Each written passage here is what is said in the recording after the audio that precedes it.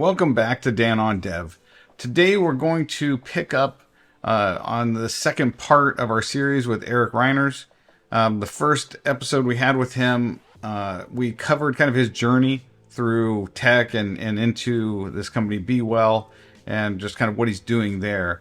That was kind of his journey across the software organization. Now we're going to jump into climbing the ladder versus effective impact, and really kind of talking about understanding where you fit and where you should fit and what you want to look for as you kind of seek to kind of move your career forward. You know, sometimes it's about impact, sometimes it's about climbing up the ladder in an organization. Neither of these are wrong. You just got to understand yourself and also understand your teammates. And so that's kind of going to be a lot of what this discussion is all about. So we'll jump right in.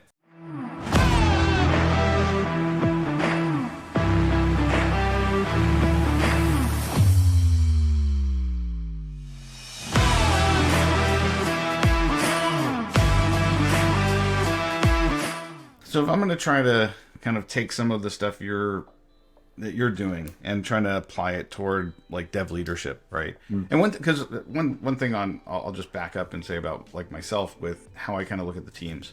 Like one of the things you probably noticed at Rapid7 is I try to avoid moving up the ladder to a large degree. I wanted to kind of really own a thing, own a product, work with a team. And I knew just for my own personal satisfaction with work, it wasn't about having a lot of people working under me, right?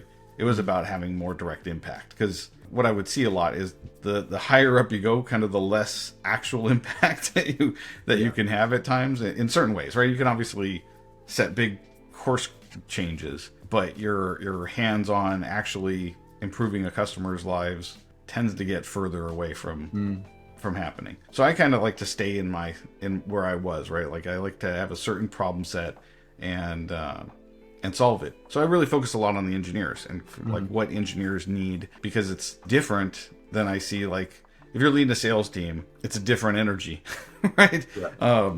Than it is an engineering team. Matter sometimes. Yeah. Yeah. And what you said earlier is like, adding 10% gives you 10% more productivity. Sometimes adding 10% can actually reduce your productivity, right? At least for a while, if you don't get it right. Yeah. Well, and sometimes altogether, and maybe for good, right? Because now you as you add layers. In my last video, I talked about like all these different things that kind of slow down from idea to solution in a large company. Yeah. So some of those things are going to just purely slow it down. But they may have good purpose, because they're actually going to they're going to help make sure that you're actually working on the right things and doing it well for more people. But as you kind of look at how to help high performing engineers, or kind of looking at engineers and kind of thinking about it, is there anything that you've seen so far that you would, even if it's anecdotal or you think would it work? What kind of stuff are you seeing now that would probably be helpful for leading good engineering teams? Yeah, such a good question. And there's probably a dozen books written on this topic of leading software teams. And here's an interesting thing. IT leadership, similar kind of capabilities, and developing product essentially for internal use cases.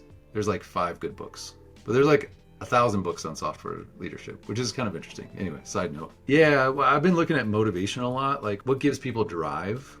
And I think you talked about this in one of your videos, which is if you get people to work on cool tech that they can learn from and they're excited about it. So curiosity is a thing that, like, if you can harness curiosity and then apply strengths as well. So if someone's really good at, at architecture or design, and they want to work on some cool new language or some feature, can you pair those together? And now you just amplify their impact significantly. So oftentimes we like give the job or the task to someone who's free to do the job, but it may not be the best person, which is why the best developers are really busy. They work on the hardest problems. But if you can tie someone's curiosity and their strengths to the project and give them autonomy and let them develop mastery, that's the motivational stack. So if I look at a project that I'm working on and I was like, I don't really want to do this. Like, do I have curiosity? Am I passionate about it? Is there some purpose behind it? What's the why behind it? Do I have autonomy and do I have mastery? And in some larger orgs, you don't have a lot of autonomy. You have to go get approvals from your product manager. You might have to get budget from someone else. And, there's the process of shipping something that is sometimes cumbersome. So if you can strip all that away and just say, is this person curious about the problem? Do they have strengths that apply? And can I give them freedom to do creative stuff? That's like kind of the perfect combination to have them do their best work. So this is interesting. When you kind of, with engineering, one thing that's also, I mean, and maybe this goes across the board, but because, I can see this in sports, right? Your best wide receiver on the team may not make a good coach, right? He's fast. He's got instincts on, on getting to the ball and, whatever.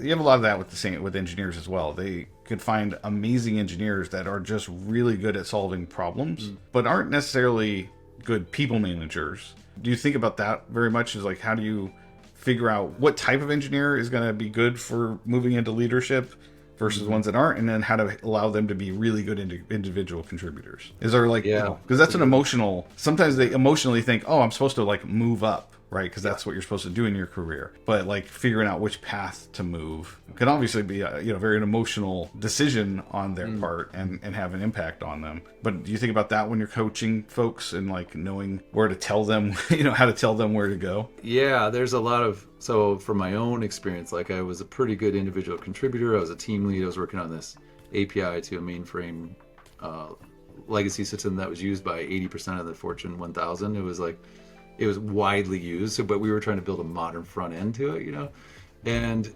I got promoted to a manager, and I was still trying to do the work.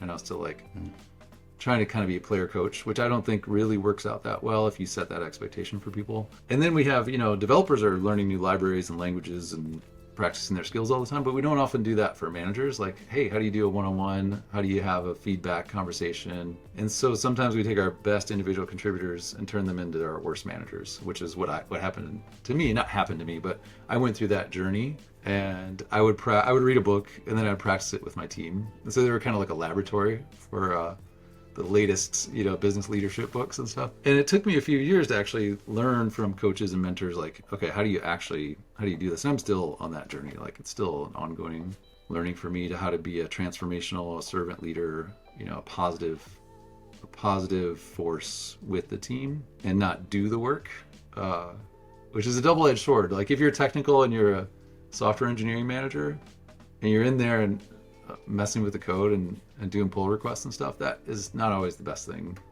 Yeah.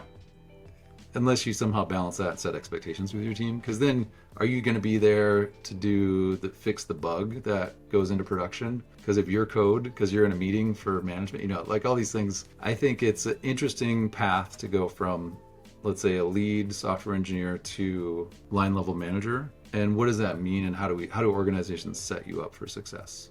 What kind of training can they give you? Is there a trial period? I used to have leads kind of mentor more people earlier in their career, which is kind of a good path, but I never quite figured this out, how to make a great manager on day one. I don't think it's an easy problem to solve, but I think it's a totally different set of skills. Yeah, totally different set of skills for sure.